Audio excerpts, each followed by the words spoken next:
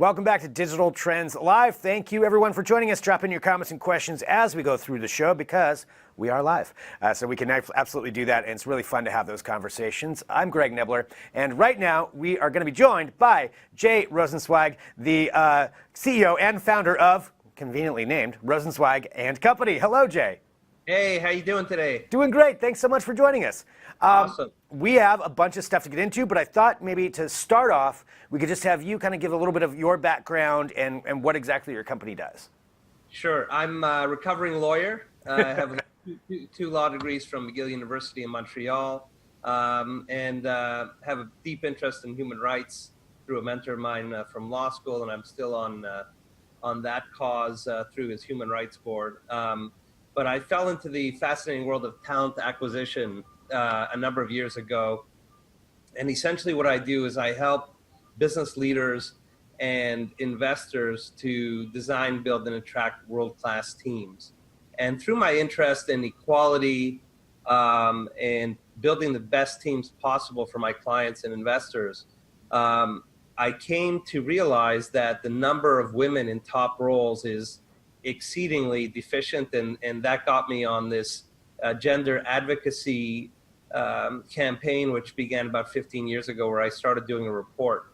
Essentially, I look at the top 100 companies in Canada and measure the top 5 paid executive officers in each of these companies, basically the top 500 paid executive officers in Canada. And the first year I started doing this report in 2006, I discovered that 4.6% of all of those positions are held by women. I thought the numbers would be low. I didn't realize they'd be that low. If you fast forward to today, we're just under 10%. So the good news is the numbers have more than doubled. The bad news is that we're still under 10%. Yeah, 4.6% is ridiculous. 10% still seems, it's absolutely ridiculously low. I guess it's on the right move, but why do you think that is? Let's just, as far as your honest opinion, why do you think that is so low? Well, it started, I think, with a lot of conscious and unconscious bias in the business world. Typically these businesses were run by men, and it's much easier, in fact, to hire people that look like you and act like you. So there's a problem even well beyond gender diversity to issues of leadership discrimination in terms of racial minorities and the like. But once you have that, and then you have recruitment campaigns which focus on the same old, and where you don't do the digging, you end up recycling the same old. And if you have less than 10% of executive cadres as being female, then by definition, you're going to recycle 90% of the same old white male dominated businesses. So what do you think should be happening? Like, what are some steps that, even in the hiring process, that need to be happening to increase the diversity? Well, it's very important from a development point of view to have corporations develop a culture where there's education around the fact that the more diversity you have around the board table, the more diversity you have around the executive committee, the greater the creativity, and the greater the creativity, the better the business results. Harvard Business School has studied this issue in depth, and they've shown over and over again that the more diversity, the better the business results. McKinsey and Company and many other leading educational institutions, think tanks, and corporate leadership strategists have come up with this conclusion. So there's a bunch of tactical things that could be done. For example, the Rooney Rule, which was implemented by the NFL, where each and every search needed to include at least one racial minority on the short list. It pushes people who are on these searches to really dig and to find the hidden gems out there in the market, as an example. So you need to put in stringent discipline and overall cultures that encourage excellence from the point of view of diversity. Yeah, diversity is so important to have different viewpoints when it comes to a company, to be able to adapt and change and to whatever the environment is that you're in.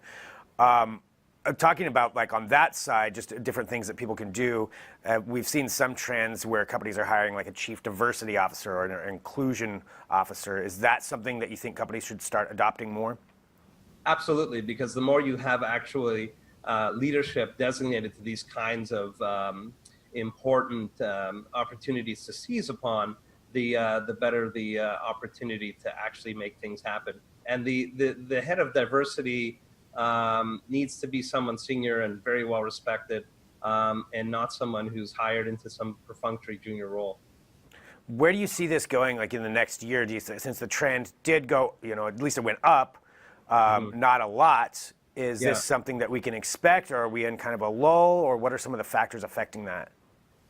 Well, we need to dig deeper into the research. So, for example, Katie Taylor, who is the current chair of the Royal Bank and the former chief executive officer of Four Seasons resorts and hotels globally, she and I dug into the details, and sadly, the numbers are actually even worse than we might think.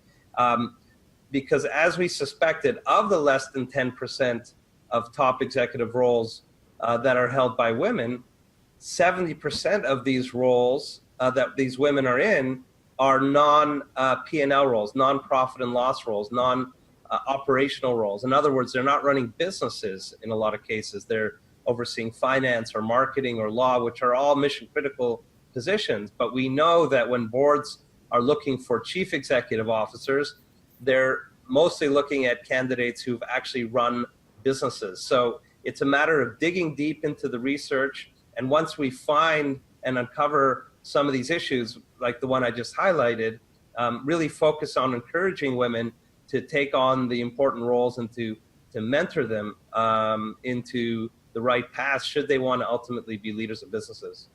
When it comes to Rosenzweig and Company, what do you do? What's your approach? Like, say a company's like, we're looking to acquire some new talent. I mean, your talent acquisition. What's one of the first things you do to help ensure that diversity is included in there? So there's a lot of myths around our business. We are as networked as anybody, and we've got a tremendous database. We know how to get to the right people, and that's important. But if you want to actually do a proper search, you need to take a blank sheet of paper, try to understand what are the business objectives underlying your decision to make this hire, and then actually develop a research strategy designed in a very customized way to meet the business issues at play. And if you take that kind of approach, it's much more labor intensive, but it allows you to develop the finite universe of candidates that really would qualify. And when you take that kind of approach, rather than, as I said earlier, recycling the same old, you uncover tremendously diverse candidates. That's level one. Level two is diversity search, which is a whole expertise in and of itself. Should a client say to me, look, we need this person to actually be female in this role, we'll do a much different and very sophisticated deep dive into the process where we will take a more, it's not about compromising. It's about looking at executives that may not have the exact same senior title as another man, because we've seen historically that women sometimes have the same roles, but a lesser title or are paid less. So really digging deeper into that next level of candidate, which might end up actually being a massive home run for the client. Well, Jay, for everybody out there, if we have some companies out there who are looking for this, who are trying to hire, trying to be diverse, how can they get involved with your company? Where do they go to contact you and start that process? Yes, so you could check us out at jayrosenzweig.com, Jay Rosenzweig.com. You could also check out the company website at rosenzweigco.com. And we'd be more than pleased to speak with you and to understand what your needs are and to see how we can help. Well, Jay, thanks so much for joining us here at Digital Trends Live. Very enlightening, a little disheartening, but hopefully trending in the right direction. It does seem, at least. And the more that people talk about this, the more awareness is out there to try to solve some of these issues. Jay, thanks so much for being here with us. My pleasure. Thanks so much.